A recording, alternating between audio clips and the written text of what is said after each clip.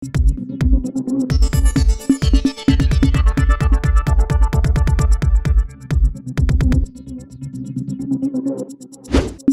News Maharashtra बातमीचे वास्तववादी विश्लेषण। नमस्कार, आपण पाहत आहात टुडे न्यूज महाराष्ट्र। मोहोळमध्ये अवैध धंद्यांचा सुळसुळाट, पीआय बाजीराव पोवार कारवाई करणार का? मोहोळचे नूतन पोलीस निरीक्षक बाजीराव पोवार यांनी नुकताच पदभार स्वीकारला आहे।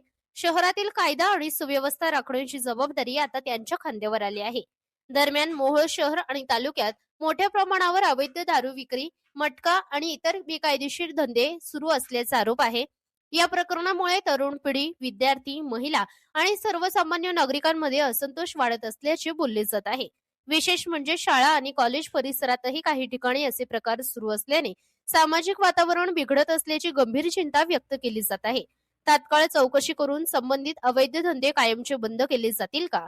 नूतन पीआय बाजीराव पोवार यांचे पुढील पाऊल काय असणार? आता प्रशासन कोणती ठोस कारवाई करणार याकडे संपूर्ण मोहोळकरांचे लक्ष लागले आहे। अधिक अपडेटसाठी आमच्या चॅनलला सबस्क्राइब करा। आपल्या परिसरातील बातम्या पाहण्यासाठी आजच टुडे न्यूज महाराष्ट्र चॅनलच्या बेल आयकॉनला क्लिक करून सबस्क्राइब करा व नोटिफिकेशन मिळवा।